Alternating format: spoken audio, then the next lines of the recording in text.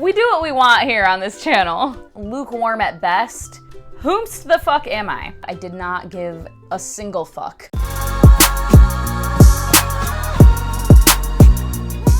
Well, hello. Welcome back to my channel. Just Shauna here to talk about some friggin' books that I have read recently. There is one other one that I have finished recently that I'm not going to talk about because it's for a little vlog I'm doing. I know, I'm doing another reading vlog. Whomst the fuck am I? The first book that I am going to talk about today, this is the first book I finished in September. Yes, 'tis. But at any rate, it was nonfiction, an audiobook, so I don't have a copy of it. And I listened to it from Audible, I believe. Yes, Audible. And the book in question is The Devil's Highway by Luis Alberto Urrea. And this book is about the Devil's Highway, a stretch of land that is in northern Mexico, southern Arizona, I think maybe partially in Southern California or like Calexico, where migrants come across the border and there's a lot of coyotes, not the animal coyotes, but the other humans who help people across the border. Help, because sometimes not so much. And it's just an absolutely desolate stretch of land, and people die on this journey a fair amount. A quote about this book from The Atlantic says, "From a Pulitzer Prize finalist, the single most compelling, lucid, and lyrical contemporary account of the absurdity of U.S. border policy." In May 2001, a group of men attempted to cross the Mexican border into the desert of Arizona. Through the deadliest region of the continent, the Devil's Highway. 3 years later, Luis Alberto Urrea wrote about what happened to them. And the men that are in question that he is writing about and following were the Yuma 14, and it was a group of more than 14 who came across, and 14 of them died though. And Yuma, Arizona, I've driven through. To go to San Diego, you have to drive across the southern Arizona freaking desert. That alone is desolate. I can only imagine like the actual, sticks part of it that doesn't have the freeway directly running through it. But yeah, there's a part where you're going toward Yuma, and once you get close to Yuma, you can see the border right there. And yeah, Yuma is a big, I guess, hot spot for border control, border policy, border issues, migrants crossing over, etc., and just the complexities of all of that on both sides. And yeah, so getting into my actual review of this book, hello. So the writing style is something I look at for nonfiction, and I listened to it on audio, so, part of it could be the narrator. I did notice the narrator, even when I had it sped up, because I listened to all audiobooks at least at 1.5 speed. Usually I kind of start at 1.5, and then as I'm listening, I ramp it up, depending on the book. And with this one, I think I got up to 2.1, and even at those higher speeds, I could hear the narrator like being choppy and like almost like he was doing spoken word. It was a bit choppy at times. Reading like that, I'm like, bro, what the fuck? And I put it down to 1x speed for a second just to see. My God, painful. I don't know how anyone could listen to it like that. But yeah, so it was a little bit choppy at times, even with it sped up and listening to it on audio. But there were also times where it was pretty poetic. I would prefer not to have it read as if it's spoken word poetry, but there were times where the writing was quite poetic and lyrical. And then interest, I kind of rate or look at, is my interest being kept with this? And it was with this. I thought it was very interesting how he kind of weaved in the stories of how they got where they got, like the story of why they were trying to cross the border. And these men were basically all like farmers or, farm workers or merchants and things like that literally just were trying to build better lives for their families. Yeah, it was interesting how they were kind of weaving that in, their background versus what's going on as they're crossing and while they're walking the Devil's Highway, and just the absolute brutality of that landscape. Which, living in Phoenix, like, yeah, I can only fucking imagine being out kind of in the wilderness, or sometimes they were even like close to the freeway, but obviously they're trying not to, you know, get caught. So they're not going up to try to get water at a rest stop or whatever, and just were not prepared, and kind of on purpose, the coyotes not explaining things thoroughly to them. Some of them, before they made the journey, they were told like, oh, you can get like snacks and stuff, and they would get like pop or soda if you're not from Michigan in the Midwest. Like some of them got pop instead of water, and some of them got just like one 20-ounce bottle of water, and obviously this was not enough provisions for this journey, but they were just led to believe it would be pretty quick and easy, and we do this all the time, it's not a big deal. And a lot of them were from a more like kind of humid, jungly, green, vibrant landscape where they were from, and so they just had no concept of what the fucking southern Arizona desert is. And yeah, just very, very ill prepared.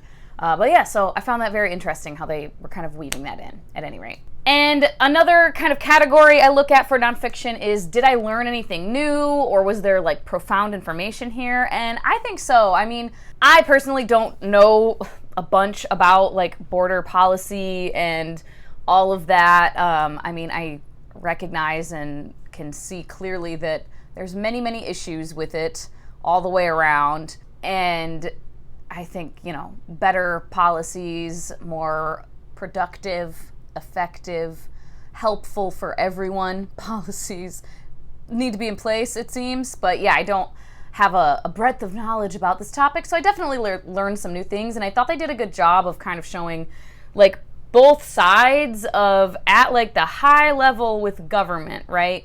That on the US side, not doing all the right things and not being the most helpful and productive and effective for the people, either the people trying to come into the country and the people already living in the country. But then also showing on the Mexican side, the Mexican government's failings and why people are trying to leave and come here to work, and that they are failing their people as well.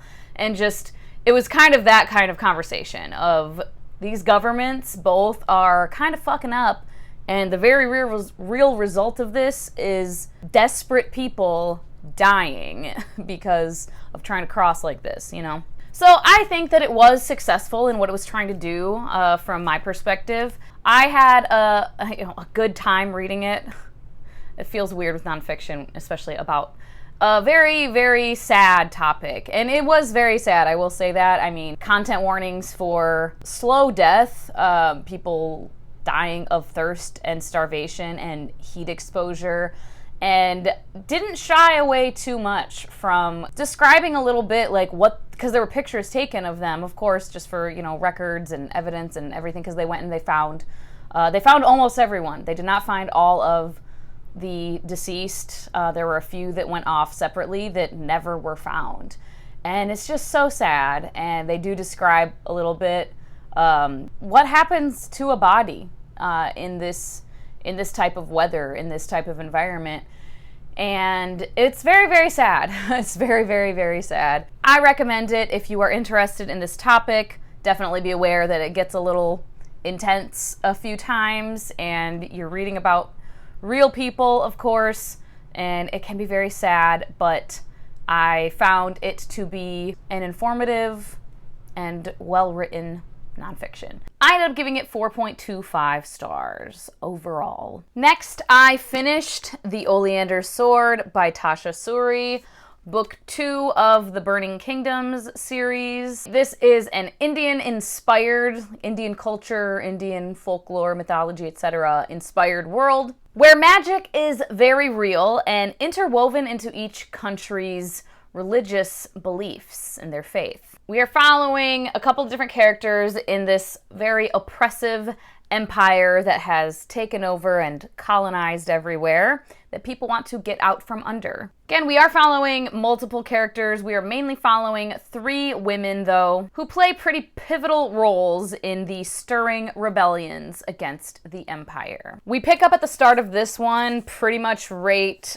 where we left off with the last one. For the characters, Tasha Suri writes very compelling characters from these two books of hers that I have read. And it's weird because I feel like she does it without the typical amount of dialogue between characters that I tend to enjoy and that tends to make it like really gripping for me personally. She does a really good job writing kind of like the little looks between two people, or the, gentle touches between two people, like the very subtle things, rather than a more overt, obvious to others chemistry. We do have sapphic romance in the first book, blossoming, sort of happening, and then still in this one, like, sort of happening. There are reasons that it's sort of happening versus full-on happening. I don't want to spoil anything, of course. But yeah, so it definitely makes sense, especially with those characters, that they aren't being super obvious, because they cannot be. And I love all of our three main women, Priya, Malini, and Bhumika. I think they're all great characters. I feel like Bhumika is probably my favorite, even though in this book in particular, her chapters I didn't love as much as the other chapters, but not because of her. I really like her. And then probably Priya is my second favorite, but it's very close, honestly. And for the world building atmosphere, this is just such a lush world. We have a lot of kind of earth magic, plant magic, blooming things, manipulating the elements, things like that. But Tasha Suri doesn't go super crazy with like over describing every stupid little thing. Again, like, her writing style is just this very, like, subtle thing, but it's very effective, in my opinion. It's like a very lyrical, gentle, yet profound writing style and authorial voice for me. There was a lot more action in this book than in the first one. People are moving, we're going places, we're doing things, and we have some characters who get what they wanted, but realize perhaps they shouldn't have wanted it. Lots of twists and complications to each character's story.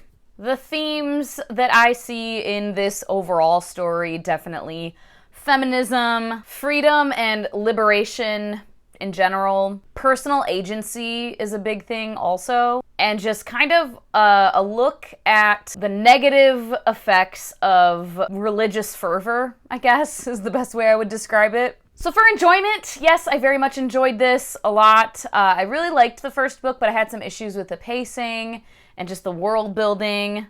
It's book one, we're getting introduced to everything. But this one picked up right from the get-go with really good pacing for me. I was intrigued and curious and engaged all the way through. And with the ending, I simply cannot wait for the next book. Oh my god. Cannot wait. I'm so curious because the first book that on the cover was Priya, I do believe, and then this is Malini.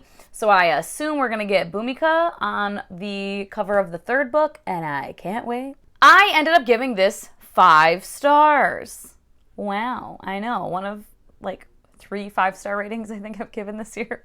Yeah, I just had a really, really good time with this. This is shaping up to be a favorite series for sure. And then I had a couple of DNFs, which was a bummer, but what are you gonna do? The first one, this was completely a personal taste thing. This book was on my anticipated releases for the year. It is self-published, and it is Half a Lion by, I haven't been able to find online if it's Palle E.K. Oswald or Palle E.K. Oswald. It's Palle. The author, I believe, is from Cameroon. In the bios and things I could find, he references being from an African country with 200 some plus tribes, and I googled African country with 200 some plus tribes because I know there's a lot of African countries with a lot of tribes, but the first thing that came up was Cameroon, and it was that exact number that he has in his bio. So I think he's from there. But yeah, this is an African-inspired world, adult fantasy, and it's following 3 sons of this chief. And 2 of the sons are from the same wife of the chief, and 1 is from a different wife, his second wife. And there's lots of drama, family dramas, and just politic dramas, political intrigue stuff happening, who's going to rule, marriage alliances being made, betrayals from other tribes, etc., etc. And I was very intrigued by all of that. And I didn't have any issue really with like the writing style or anything like that, like the authorial voice. I wasn't finding problems there. I was enjoying getting to know the characters and seeing the hijinks that they were getting up to, and just the tension that was building between them, especially the three brothers, which are kind of the main characters.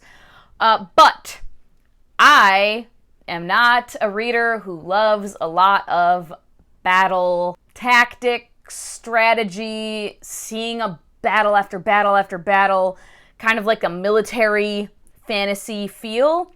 Not my jam, and that is what this was being. I got, how far into it did I get? A decent amount. Let me see. Yeah, 34%. I got 34%. So, and I put in my story graph, like, why I DNF'd. I said I would absolutely recommend this to a reader who really enjoys military/battle strategy type of fantasy, but I'm not that kind of reader, so I wasn't finding myself enjoying it a lot. But yeah, I still would recommend it if you are a reader who can enjoy that, and the really just intense political intrigue as well. If that all sounds like interesting to you, I still would recommend this for sure. But 'twas not for me, so DNF. And then, oh man, this next book I was putting off forever and ever because it came out, it's a sequel, and just not great response. Not really bad response, like I didn't see a lot of people hating this book or disliking it or, oh my god, the series is ruined, but basically everyone felt lukewarm at best and felt like this is such middle book syndrome fluff. Why was this necessary? There was kind of no point to it. So I was putting it off forever, and that book is Fevered Star by Rebecca Roanhorse, who hadn't guessed already by my description. Yeah, it's the sequel to Black Sun. So anyway, I started listening to this on audio, and I just simply I did not give a single fuck. And I don't think I even got that far into this one. Let me see. Yeah, 5%. And my explanation is I could not possibly care less, I'm realizing. And I messaged Elle because I knew she had read it and felt like, yeah, this is middle book syndrome as all get out. So I was like, what do I need to know? What are the key plot points that I need to know for the next book? And she told me, and when the next book comes out, I might read like a synopsis, I guess. I also am finding that with time, Black Sun is a book that I liked it, but it's not one that stuck with me. Whereas like the Jasmine Throne, I feel like when I initially read the Jasmine Throne and when I initially read Black Sun, I think I was like, oh, I love Black Sun. And I didn't feel that way about Jasmine Throne. But with time, I realized that I liked the Jasmine Throne a lot more. And when I reread it, I was like, yeah, this is very good. Whereas Black Sun, with time, I'm just kind of like, did I like it that much? Because I kind of only really cared about Shiala and Serapio. And then the ending was like, what the damn hell? And I didn't even hate Naranpa as much as everybody else did. But I just didn't get like as attached to the plot, I suppose. So yeah, I don't know. I'm gonna keep this for now in case I end up loving the third book. I think it is gonna be just a trilogy. We shall see. I will read the next one. But yeah, I DNF'd the middle book. You know, we do what we want here on this channel. And the most recent book that I finished, aside from the other one that I'm not going to talk about, is The Stardust Thief by Chelsea Abdullah. And this is a beautiful cover, first of all. This book is an 1001 Nights, Arabian Nights, just kind of a bunch of stories from that, reimagining, retelling. We are following a few characters. We get a few different POVs, but we are following Luli, who is a merchant who travels about collecting jinn artifacts and selling them for money. And she has a bodyguard who secretly happens to be a jinn. I think it's in the synopsis. It's like right at the beginning of the book, you learn this. And then there's a couple of princes, Omar and Mazin, that we also get introduced to. And things ensue where Luli, or Layla as she also goes by, and one of the princes end up going on a journey with her jinn bodyguard, Kadir, and basically a bodyguard for the prince. and her name is Aisha. So we are following them as they travel to find this magical djinn lamp. I had a pretty good time with this. I found the characters to be nice, like enjoyable, likable, interesting enough, I guess, but I did find them to be a bit surface level. I really liked Luli and Kadir's dynamic together. It's kind of like a big brother, little sister, family, found family thing. I really liked that, but I still felt like it was a little bit surface level. We didn't get super into it. And then even though we get chapters from Aisha's point of view specifically, I didn't feel like I got very invested in her or cared that much about her as a character. And through the middle, it's very much, you know, quest fantasy. And most fantasy books, I think, have some kind of a quest happening. This one, in the middle part, it's just, I started getting a little like, okay, can we be done already? It's just crisis after crisis after crisis. And oh my gosh, now this is after us and we have to fight it. And now this is after us and we have to fight. And now this is happening. And what are we gonna do? It was just like every other chapter. And I was kind of like, okay. All right, can we stop? Oh my God. And the author kept doing this thing, kind of like part of like the magic. A lot of people were kind of being transported into the memories of like a djinn or something. But they just kept like fading to black and like, oh, everything went fuzzy all of a sudden.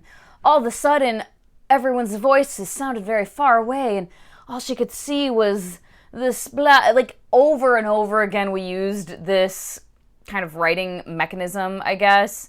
And it got a little tiresome for me personally after a while. And there's a couple things that happen where characters are in peril and I just felt like the stakes weren't super high. I did enjoy it. I didn't have like a bad time reading it. I was intrigued enough.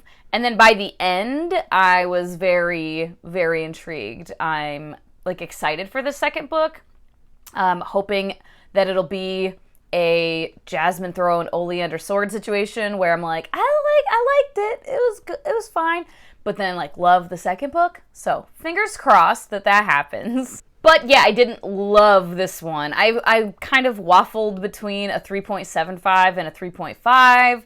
But in the end, I feel like it is a 3.5. So 3.5 stars for The Stardust Thief. And there we go. Those are the books that I finished recently in September. It is the 24th.